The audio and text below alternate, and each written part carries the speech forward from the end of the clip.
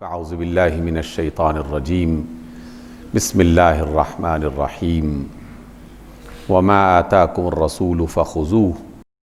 وما نہاکم عنہ فانتہوه وقال الرسول صلی اللہ علیہ وسلم انا آمرکم بخمس واللہ امرنی بہن السمع والطاعة والجهاد والهجرة والجماعة فمن فارق الجماعة قيد شبر فقد خلع ربقة الإسلام من عنقه إلا أن يراجع أو كما قال رسول اللہ صلی اللہ علیہ وسلم۔ سامعین گرامی، قرآن مجید کا ایک فرمان جو ہم اپنی اکثر ملاقاتوں میں تازہ کرتے رہتے ہیں، جو دین اسلام کی ایک بہت بڑی بنیاد ہے، جسے کسی صورت اور کسی حالت میں نظر انداز نہیں کیا جا سکتا، کہ دین اسلام ہمیں اللہ کی آخری کتاب قرآن مجید سے ملتا ہے، اور وہی منبع ہے، مرجع ہے، بنیاد ہے، سورس ہے دین کو سمجھنے کا۔ اور آخری نبی محمد صلی اللہ علیہ وسلم، جن کے دل پر اس قرآن کو نازل کیا گیا، جن کی زبان سے اس کو جاری کیا گیا، جن کی زندگی سے اس قرآن پر عمل کر کے ایک عملی نمونہ پیش کیا گیا، اس وجہ سے اللہ رب العزت فرماتے ہیں کہ اللہ کے رسول جو تمہیں عطا کر دیں وہ تم لے لو، حاصل کر لو، اور جس چیز سے وہ تمہیں منع کر دیں اس سے تم رک جاؤ، باز آ جاؤ۔ گویا کہ اللہ کے رسول کی طرف سے جو تعلیم بھی ہم تک پہنچ رہی ہے وہ در حقیقت اللہ تعالیٰ ہی کا حکم اور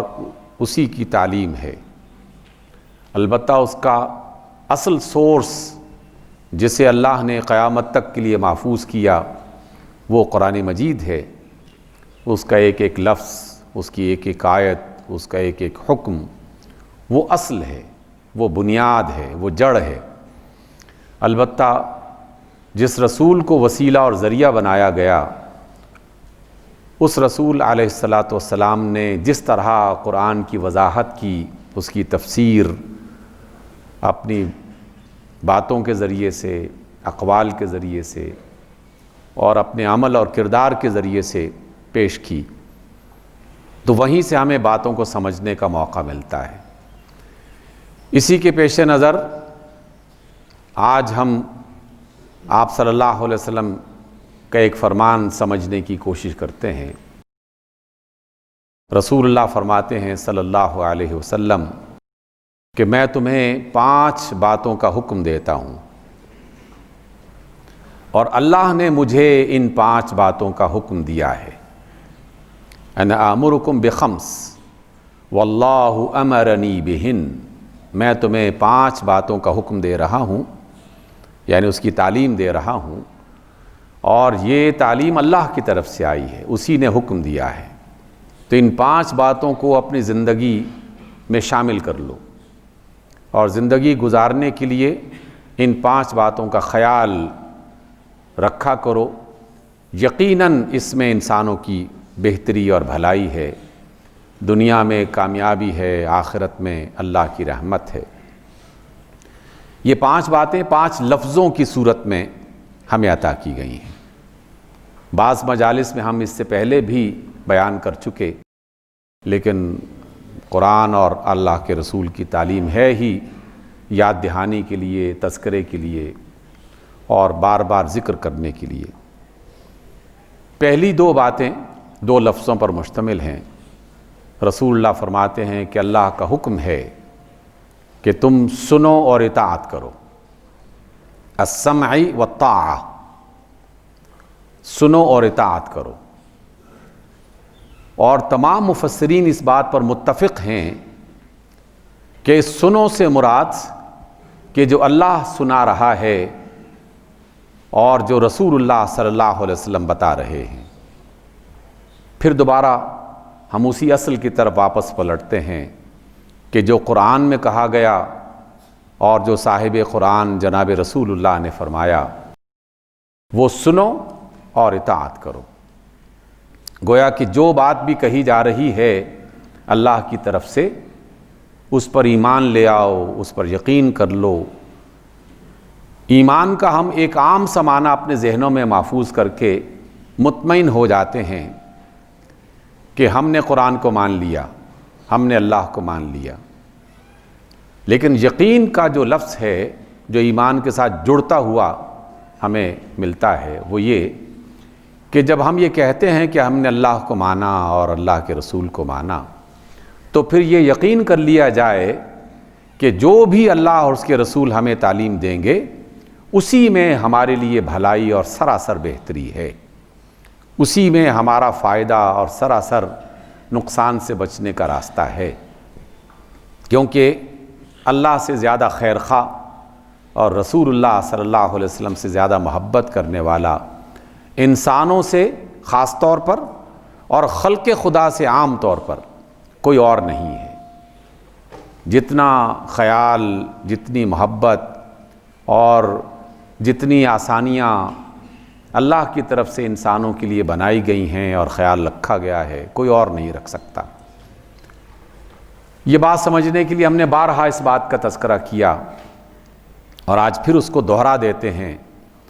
کہ ہم اپنی دنیا میں ایک دوسرے کو سمجھانے کے لیے یہ جملہ اکثر بولتے رہتے ہیں کہ یار اپنے ماں باپ کی بات مانو،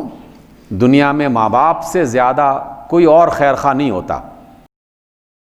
کوئی اور تمہارا بھلا نہیں چاہ سکتا۔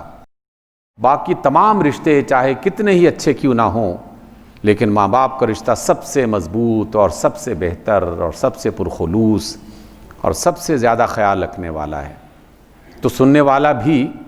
یہی کہتا ہے کہ ہاں واقعی ایسا ہی ہے۔ اور اس کے مقابلے میں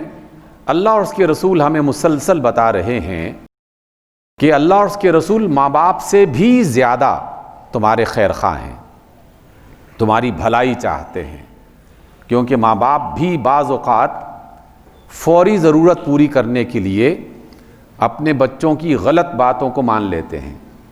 حالانکہ انہیں خبر ہوتی ہے کہ آخرت میں اس کو نقصان پہنچ سکتا ہے، لیکن وہ وقتی ضرورت پوری کرنے کے لیے، بچے کی ضد کو پورا کرنے کے لیے بعض اوقات وہ ایسے کاموں کی اجازت دے دیتے ہیں، بعض اوقات ایسے کاموں میں سہولت فراہم کر دیتے ہیں جو حقیقت میں صحیح نہیں ہوتا، اس لیے کہ وہ وقتی طور پر کسی نہ کسی اثر کا شکار ہو جاتے ہیں، اور وہ دور اندیشی کی بنیاد پر دور کی نظر کمزور پڑ جاتی ہے ان کی، جبکہ اللہ اور اس کے رسول تو ایک لمحے میں بھی ایسا کام ہمیں کرنے کا نہیں کہتے کہ جس سے ہماری آخرت خراب ہو یا دنیا میں ہمیں نقصان پہنچے اور اس کا نقصان ہو۔ اس اعتبار سے اللہ نے فرمایا کہ السمع والطاعہ، اللہ جو فرمائیں اور اللہ کے رسول جو بتائیں سنو اور پھر اطاعت کر لو، سر تسلیم خم کر لو۔ والجہاد والہجرہ، دو لفظ اور آگئے، والجہاد والہجرہ، اور فرمایا کہ جو سماعت یعنی سننے کی اس کیفیت میں آتا ہے اور وہ کہتا ہے کہ میں نے اللہ کی بات کو سنا، رسول اللہ کی بات کو سنا اور میں نے اطاعت کی، تو پھر اس کا ثبوت وہ جہاد کے ذریعے سے ہوگا، پھر فوراً ہی جہاد شروع ہو جاتا ہے، کیونکہ جہاد کے بغیر سمع و اطاعت کا کوئی ثبوت فراہم نہیں کیا جا سکتا۔ اور ہم اس کو بھی تازہ کر لیں کہ جہاد قرآن مجید کی نظر میں اور رسول اللہ صلی اللہ علیہ وسلم کی تعلیم کی نظر میں ایک مسلسل کوشش، سٹرگل، مقابلہ،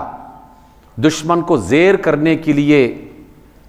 اپنی پوری توانائی لگانا، اپنی خواہش کو، اپنی ذاتی ضرورتوں کو بعض اوقات نظر انداز کرتے ہوئے اللہ کی بات کو بہتر سمجھتے ہوئے اس پر عمل کرنا، اس کے لیے جو بھی محنت لگتی ہے، کوشش کرنا پڑتی ہے، تو وہ جہاد ہے۔ جہاد سخت محنت کو کہا جاتا ہے، اچھی کوشش کو کہا جاتا ہے، مسلسل محنت کو کہا جاتا ہے۔ سامعین گرامی، ہمارے ہاں لفظوں کو محدود معنی پہنا کر اسے پھر واقعی محدود کر دیا گیا، اور بعض مقامات پر تو آ کر باقاعدہ اس کا معنی ہی بدل دیا گیا۔ جہاد اللہ اور اس کے رسول کی نظر میں وہ محنت ہے جو اللہ کی رضا کے لیے، خلق خدا کے فائدے کے لیے اور صحیح راستے کو، صحیح بات کو اختیار کرنے کے لیے کوشش کی جاتی ہے، بس وہی جہاد ہے۔ میدان الگ الگ ہیں، موقع الگ الگ ہیں، اور ہر کام اپنے وقت کے اعتبار سے، اپنے موقع کے اعتبار سے دیکھا جائے گا، اور اسی کی مناسبت سے جہاد اختیار کیا جائے گا۔ میں اگر تازہ کرنے کے لیے بات کو اور آسان انداز میں بات سمجھانے کے لیے، منتقل کرنے کے لیے، صرف ایک دن جو ہم گزارتے ہیں اپنی زندگی کا، صبح سے لے کر شام تک اور شام سے لے کر صبح تک، بس اسی کا جائزہ لے لیں، اور اس میں جو جو کام ہم کر رہے ہوتے ہیں اس میں جہاد پہلے سمع یعنی سننا، اطاعت یعنی پیروی کرنا، بات ماننا، اور اس کے لیے جہاد یعنی کوشش کرنا، اس کو ہم جاننا چاہیں تو کس طرح جانا جا سکتا ہے؟ آئیے آغاز کرتے ہیں صبح کی بیداری سے۔ آج کل کی سردی کی راتیں اور بستر کی گرمی، آرام دہ ماحول، خوب مزے کی نیند آ رہی ہوتی ہے رات کے آخری پہر میں، اللہ تعالیٰ کی طرف سے ایک صدا آتی ہے، حی علی الصلاح، حی علی الفلاح، آؤ نماز کی طرف، آؤ کامیابی کی طرف۔ ایک آواز آتی ہے الصلاۃ خیر من النوم، کہ نماز نیند سے بہتر ہے۔ جن لوگوں نے یہ آواز سنی، اب اس کے فوراً بعد اطاعت ہونی چاہیے کہ اللہ کہہ رہے ہیں کہ آؤ نماز کی طرف۔ اب شیطان خوبصورت اور بہترین قسم کے خواب دکھانے لگتا ہے، نیند میں اور زیادہ مزہ آنے لگتا ہے، دل چاہتا ہے کہ کیا اٹھنے کی ضرورت ہے، تھوڑی دیر کے بعد اٹھ جاؤں گا، اور اگر آج نماز نہ بھی پڑھی تو کیا فرق پڑتا ہے، بعد میں پڑھ لوں گا۔ جیسے یہ خیال آتے ہیں تو اندر ایک جنگ شروع ہو جاتی ہے، بستر کے اندر لیٹے ہوئے اور جنگ شروع ہو گئی ہے۔ ایک طرف ابلیس اور اس کے ساتھی ہیں جو نیند کو گہرا کر کے، انسان کو غفلت میں مبتلا کر کے اسے ایک اچھے کام سے، نیک عمل سے روک رہے ہیں، اور کہتے ہیں کیوں چھوڑتے ہو اپنا بستر، کیا سردی میں جاؤ گے، کیا وضو کرو گے، کیا نماز پڑھو گے، اپنا آرام خراب کرو گے، رات دیر تک کام کرتے رہے ہو۔ تو یہاں جہاد کیا ہوگا؟ فوراً اعوذ باللہ من الشیطان الرجیم پڑھیں، شیطان کو دھتکاریں اور اس سے کہیں کہ نہیں، میرے اللہ نے صدا لگائی ہے، میرے اللہ نے پکارا ہے کہ آؤ نماز کی طرف، آؤ کامیابی کی طرف۔ تو جس نے اللہ کی پکار پر دھیان دیا، اپنے بستر کو چھوڑ دیا، اپنی نیند کو قربان کر دیا، اس نے جہاد کا پہلا عمل شروع کر دیا۔ اور جس نے باقاعدہ طہارت اختیار کر کے، وضو کر کے اور نماز فجر کی 4 رکعتیں ادا کر دیں، وہ اللہ کی نظر میں مجاہد بن گیا۔ یہ جہاد کا پہلا عمل ہے، اور ہمارے دن کا آغاز اس جہاد سے شروع ہوتا ہے۔ اسی سے جہاد جو ہے وہ اس کا آغاز ہوتا ہے۔ پھر اس کے بعد انسان مختلف کام کرنے کے لیے جو جو کاروبار، جو جو ملازمت، جو جو اس نے پیشہ اختیار کر رکھا ہے، کچھ ہی دیر کے بعد اس کا موقع شروع ہو جاتا ہے کہ اب رزق کمانا ہے۔ دل کہتا ہے کہ جناب رزق نہیں کمائیں گے تو کھائیں گے کہاں سے، بچے کہاں سے کھائیں گے، ضرورتیں کیسے پوری ہوں گی۔ یہ تو اندر سے ایک صدا آتی ہے اور اس کے لیے آدمی رزق کمانے کے لیے گھر سے باہر نکلتا ہے۔ انسان کی ضرورت اسے گھر سے باہر تو لے آئی، لیکن شیطان نے تو اس کا ساتھ نہیں چھوڑا، وہ تو اس کے ساتھ ساتھ چل رہا ہے۔ اب وہ اس کو اس کے دفتر میں، اس کے کارخانے میں، اس کی دکان پر، اس کے کھیت میں، جو بھی اس کا کام ہے، شیطان اس کے ساتھ ہے۔ شیطان اس سے یہ کہتا ہے، دل میں وسوسے ڈالتا ہے کہ یہ تھوڑا سا فراڈ کر لو تو بڑا فائدہ ہے اس کے اندر، 10 کے 20 بنا سکتے ہو، 20 کے 100 بنا سکتے ہو، 100 کے 1000 بنا سکتے ہو، 1000 کے لاکھ بنا سکتے ہو۔ مختلف افراد کا جو جو درجہ ہے، شیطان اسی نسبت سے اسے آمادہ کرتا ہے کہ رزق کمانے کے لیے نکلے ہو نا، مال کمانے کے لیے، تو زیادہ کیوں نہیں کماتے؟ زیادہ کمانے کے لیے تھوڑا سا جھوٹ بول لیا، کیا فرق پڑتا ہے؟ تھوڑا سا فراڈ کر دیا، کیا فرق پڑتا ہے؟ ڈنڈی مار دی، کیا فرق پڑتا ہے؟ تو یہاں پھر دوبارہ جہاد شروع ہو جاتا ہے، کیونکہ شیطان ہی سے تو مقابلہ ہے۔ دو ہی تو ٹیمیں ہیں دنیا میں، ایک اللہ کی پسندیدہ جماعت اور ٹیم، تعلیمات، اور دوسری اللہ کی مخالف اعلان جنگ کرنے والا ابلیس، اس کے چیلے، اس کے ساتھی، اس کے وسوسے ڈالنے والے، وہ سارے خناس، جس کو اللہ نے خناس کہا ہے، انہی کے ساتھ تو جنگ ہے اصل۔ یہ جہاد شروع ہو جاتا ہے۔ تو جس شخص نے زیادہ منافع چھوڑ دیا محض اس وجہ سے کہ اللہ نے مجھے جھوٹ بولنے سے، دھوکہ دینے سے، فراڈ کرنے سے منع کیا ہے، تو اس نے اللہ کی بات کو سن لیا، السمع، اور اس نے اللہ کی بات کو مان لیا، الطاعہ، اس نے سنا بھی اور بات بھی مان لی۔ اور وہ یہ کہتا ہے کہ اگرچہ میں بددیانتی سے، جھوٹ سے زیادہ پیسے کما سکتا ہوں، لیکن یہ زیادہ پیسے تھوڑی دیر کے لیے، کچھ وقت کے لیے مجھے لذت دے سکتے ہیں، فائدہ پہنچا سکتے ہیں، لیکن جسے میں نے رب مانا ہے وہ اس کو پسند نہیں کرتا۔ وہ پھر اپنا ہاتھ، اپنی رحمت مجھ سے چھین لے گا، اٹھا لے گا۔ تو اگر اللہ کی محبت ختم ہو جائے، اللہ کی رحمت ختم ہو جائے، تو مال کتنی دیر تک انسان کو فائدہ پہنچا سکتا ہے؟ کچھ بھی نہیں، چند لمحے، چند ایام، کچھ وقت، بس اس کے بعد تو ہر صورت نے زوال پذیر ہونا ہی ہونا ہے۔ تو السمع والطاعہ کاروبار میں، معاملات میں، وہ فوراً ساتھ ساتھ چلتے ہیں۔ تو جہاد چلتا ہے ساتھ ساتھ۔ جہاد وہی ہے جو میرے میدان کا عمل ہے، اور اس میدان میں رہتے ہوئے میں نے اللہ کی بات کو سنا اور اطاعت کی، یا شیطان اور اس کے ساتھیوں کی بات کو سنا اور ان کی اطاعت کی، تو میں جس پارٹی کا حصہ بنا میرا شمار اسی میں ہونے لگے گا۔ اسی اللہ کے رسول صلی اللہ علیہ وسلم فرماتے ہیں کہ تمہیں سننا ہے اللہ کی اور اس کے رسول کی بات کو، تمہیں اطاعت کرنا ہے، یعنی بات ماننی ہے اللہ اور اس کے رسول کی، اور اس کے لیے تمہیں جہاد کے راستے سے گزرنا پڑے گا، محنت کرنا پڑے گی، بھاگ دوڑ کرنا پڑے گی۔ سامعین گرامی، میں نے آپ حضرات سے بارہا یہ بھی ذکر کیا، رسول اللہ صلی اللہ علیہ وسلم کا ایک انتہائی خوبصورت اور انمول فرمان۔ آپ نے فرمایا کہ جو شخص رزق حلال کے لیے بھاگ دوڑ کرتا ہے، پسینے بہاتا ہے، پریشانیاں اٹھاتا ہے، اس پریشانی سے اللہ تعالیٰ اس کے وہ گناہ بھی معاف کر دیتے ہیں کہ جو نمازوں اور روزوں سے بھی معاف نہیں ہوتے۔ ہم یہ سمجھتے ہیں کہ نمازیں پڑھی گناہ معاف ہو گئے،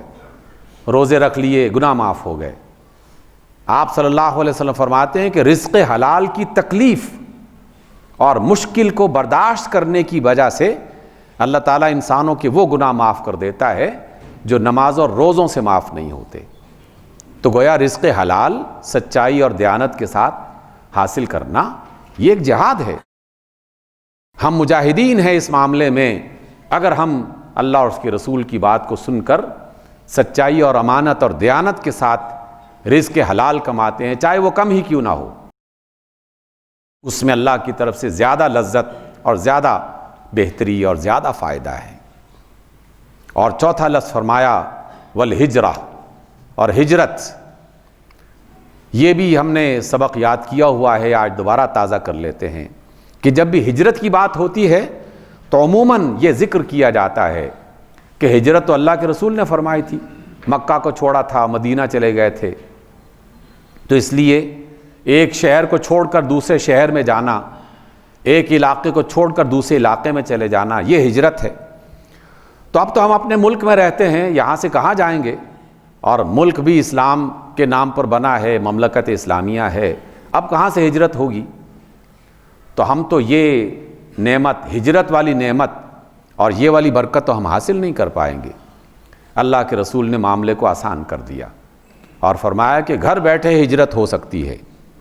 تم اپنے گھر میں ہو، اپنے وطن میں ہو، اپنے علاقے میں ہو، ہجرت ہو سکتی ہے۔ ہجرت بنیادی طور پر غلط بات کو چھوڑ کر صحیح بات کو اختیار کرنا ہے۔ کچھ چھوڑنا ہے نا، علاقہ چھوڑ دیں تو وہ علاقے کی ہجرت ہے، لیکن بدعملی چھوڑ دیں، برا کام چھوڑ دیں، غلط بات چھوڑ دیں تو یہ ہجرت ہے، آپ نے اسے چھوڑ دیا اور اس کے مقابلے میں آپ نے اچھی بات کو اپنا لیا، اچھے کردار کو اپنا لیا، اچھے اخلاق کو اپنا لیا، اچھی عادت کو اپنا لیا۔ تو جس نے برائی کو چھوڑ کر اچھائی کو اختیار کیا وہ ہجرت کرنے والا مہاجر ہے، اور وہ بھی مہاجرین میں شامل ہو جائے گا کہ جو اللہ کی محبت میں اور اللہ کے رسول کی محبت میں وہ اپنی غلط عادتوں کو، کاموں کو اور برے عادات کو چھوڑ دیتا ہے۔ اس لیے ہجرت اختیار کرنی ہے ہم نے۔ اس سے پہلے جو کام غلط کیا کرتے تھے کسی بھی وجہ سے، جب بھی ہوش آ جائے تو اس کے بعد آدمی کو اس سے توبہ کرنی چاہیے اور ہجرت اختیار کرنی چاہیے۔ والجماعہ، آخری پانچویں بات جو ہے وہ یہ ہے کہ تم نے جو کام بھی کرنا ہے وہ جماعت کے طور پر اختیار کرنا ہے۔ اس کی وضاحت بھی میں کر چکا لیکن تازہ کر لیتے ہیں۔ جماعت کے دو بنیادی تصور ہیں۔ ایک بڑا معنی جس کو علماء امت نے اختیار کیا بہت غور و فکر اور سوچ سمجھنے کے بعد، پڑھنے کے بعد، کہ جماعت کی اصل ہے کہ قرآن مجید کی تعلیم کو اور رسول اللہ کی تعلیمات کو نظر انداز نہ کیا جائے۔ جو بھی شخص قرآن کو اور رسول کو مانتا ہے اور قرآن اور رسول کی تعلیمات کو صحیح سمجھتا ہے وہ جماعت کا رکن بن جاتا ہے، وہ جماعت میں داخل ہو جاتا ہے۔ اس لیے جس نے بھی کہا اشہد ان لا الہ الا اللہ